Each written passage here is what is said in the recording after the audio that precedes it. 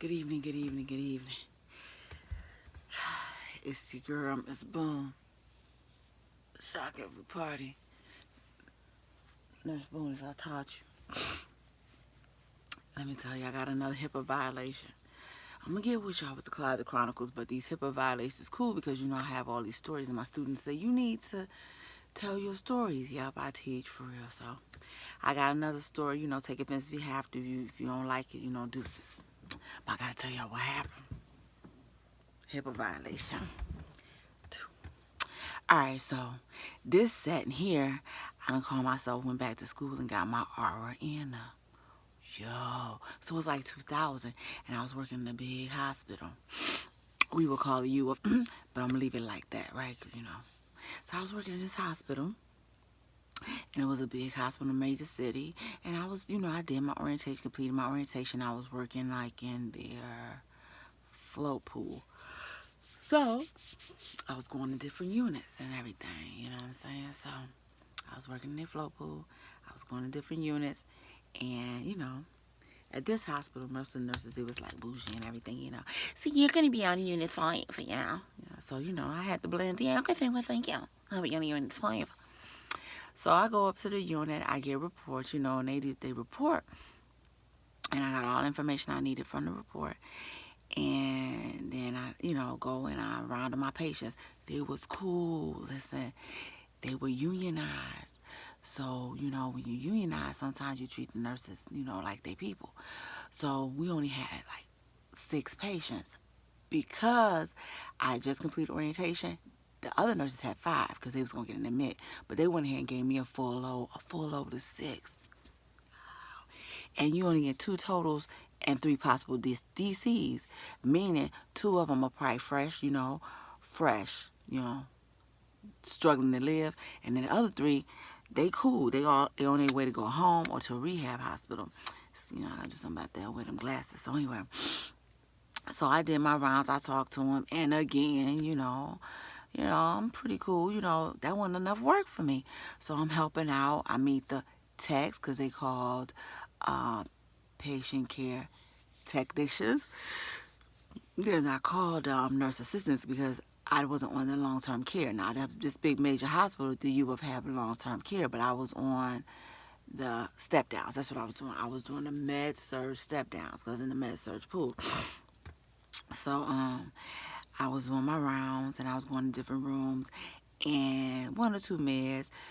Most of the people, been gutted, so they wanted, tortured and stuff, so they wanted their pain meds, Some people asked for some morphine, it's time for my Delilah, you know how that is. So I was hooking them up. It's before the opiate crisis, so, I loaned them up. I went home back, whatever he ordered, they got, rehab is on them. So I round, right, y'all, I'm round and round, trying to stay awake because I'm out there, with the girls, our cousins, and, they watching me. So I'm fighting it, but still, y'all, tired of walking. Them halls was long. I was trying to be bougie, walking my back straight, talk that talk, let them know I fit in for these 2 days out the week. Sometimes I lost myself. Really thought I was from the Caucasus Mountains, but I made it. So anyway, so I go to this one room, and lo and behold, Medea was up in there. I said, well, hello, Mrs. Henderson. How you doing? What do you need? She said, I need my Delilah. So, I go get it, get it out they, like Pixis back then. Put it in that, load it up, shoot her up, Good, she gone. Little attitude. You know what I'm saying? Home girl, me and you supposed to be cool. You got attitude. Cause she probably was bougie too, probably rich, out there. Everybody's rich out there, I was busting in. I ain't had that kind of lifestyle. So, yeah. So I go to this one room, and it's 2 men. And they're, excuse me. I ain't got my coffee because I'm trying to do the HIPAA violation, you know what I'm saying? Ain't no eating or drinking at the nurse station, I got it.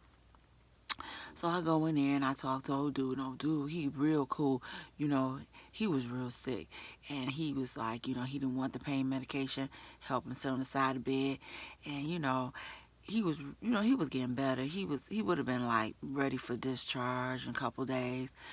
you know, his only issue at this point is, you know, they done saved his life. You know, he had a lot of fluid on him. So, of course, a lot of times you have a lot of that edema. You know what I'm talking? So, stomach's real big because his dick, so I had to help him in the bathroom. You know what I'm saying? So, don't lean back, pop, bam, pee. There you go. You know, you got to help him out. One day he'll see it after rehab, because I think that's the goal of rehab, you know, body image, help him see it. But then I said, okay, cool. So he was cool, his roommate's cool, you know, and I was done. You know, Pop, you know, gave his roommate. Back then, you know, we used to have Vicodins. You know, gave him his 2 Vicodins, you know. Pop made sure he's drunk the water and swallowed the Vicodin. So then I go another room. It's a private room. They talk about it's a VIP room. I'm like, VIP room? Well, you know, they said it, but we're like a VIP room, but it's a private room. But that meant the person that was in that room was somebody important, you know what I'm saying? So be on your P's and Q's, you know, or they, I don't know what they can do, you know, kill you, I don't know, you know, very important person. I mean, you know, I don't know who it was, but they're a very important person.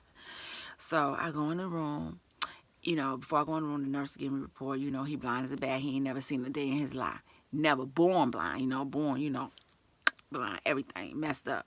So he might require a little assistance with his water because hands messed up, born that way. But how he's a VIP is these rich VIPers or whatever, people from like down south, somewhere deep, they adopted him and they raised him and they brought him up here to the U because the #1 cardiac surgeon was there and they had to give him this surgery that wasn't offered down in the sticks, the woods, you know, where he's from. So they brought him up here this surgery to save his life. You know, they figured it's worth, you know, still getting that check on him, you know, even though he's gone. So I go and give him his, you know, go in his room. He talking and stuff. He just ain't never seen. So I'm talking to him and giving his information. He started asking me weird questions. He was like, where are you from? And, you know, I'm out there. I don't feel like giving him all my information. So I'm like, you know, I'm from Detroit. And he starts telling me about Detroit, like smart as hell. Like, dude knew everything about Detroit. He read it. He knew stuff I ain't know because really, you know, I'm from the NYC. But the D's been good to me. So he told me stuff I learned, you know. I'm up in there, you know. We talking Motown and everything. And then I started getting comfortable. Yeah, you know, my cousin such and such, such and such. And he figured it out. So dude figured it out. So then he said, oh, so, you know, you're a colored. I said, no, I don't know, you know, yeah, what color is that? He said, you're a black. I was like, yeah. I said, no, I ain't say yeah. I said, why would you ask me that? He was like, well, my mother said this about blacks and this about blacks. Mind you, he ain't never seen. As y'all can see, HIPAA violation, you know what I'm saying, it might be, you know, talking about race because I went through a lot of that. Because, you know, look at me, you know. So I'm like, listen to him. So he go and he snitches mom and pops out. Said they don't like black people, just kept talking about him and everything, and they raised them, and he was like, you know, how they better and everything like that. And I said, well, you know what, excuse me, you're a nurse or whatever, what do you need, just let me know. And he was like, okay. So I leave the room. We round on them. Everybody round. Nurses, I think we round on even hours. The techs round on the odds. So it's like I went back to the room for 2 hours. But I was kind of working hard. I was still helping those dudes, you know, Pop go to Weasel because he just needed help rolling around 1, 2, 3, because, you know, all that weight. So I went back in the room and he said, you know, I decided, smart, you know, them geniuses be fucked up, smart. I decided that I don't think I want you to be my nurse. I said, what? What's up? He was like, but I don't think, this the patient. You fucked up. You can't be for heart surgery, okay? I got my hand on your IV tube, and you know what I'm saying, with your oxygen. Oh, wait a minute. I never did that. So I'm like, all right. So I go outside, and I see the nurse, you know, Samantha May. I said, Samantha May, can you believe it? He said he doesn't want me in there because he's figured out that, you know, he said I'm colored. She was like, that's impossible. Because he can't see, he's never seen a day in his life. He doesn't even have an eyeball in that one of those sockets. And the other one is like totally like, it's just not even a conversation piece right now. That's impossible. Don't let anyone intimidate you, treat you that way. Oh, she was on the thing. And let me talk to you that way. You know, because he cannot do that. According to the policy, he doesn't have a right to do that. And if you, listen, if you have another issue with him, you tell me, I am calling the chief of nursing. I'm not even going to play around. I'm like, yo, go. She had my back. So I'm like, patient, you know what I'm saying? So I go back in the room. I say, you know, I came to change your IV bag. You know, it was beeping and everything. He said, didn't you hear what I said? I said, well, what you said?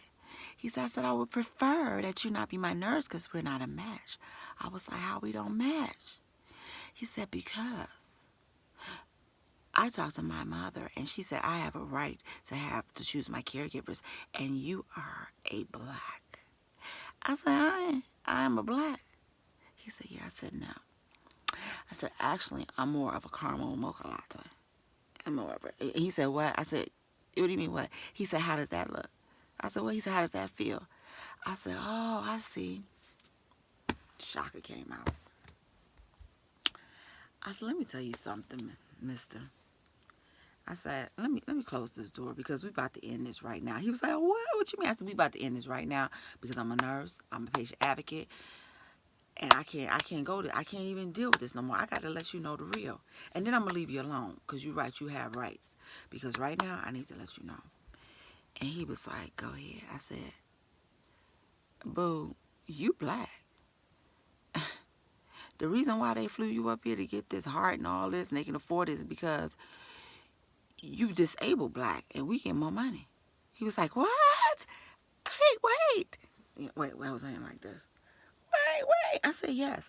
And I said, I think it's a shame. I think it's a damn shame that they doing this to you. But I'm about to call my cousin at the NAACP. I'm about to call the United New College Fund. I'll call everybody because this is a travesty. You were put in their care. I'm sure under the foster care. They went ahead and adopted you. And they gonna do this? You got to come out here in the community. Then they flew you out here to the U what? In the what? Near the what? And let you believe that you was white? Are you out your mind? I said, you heard that nurse outside talking. She was upset. She was appalled.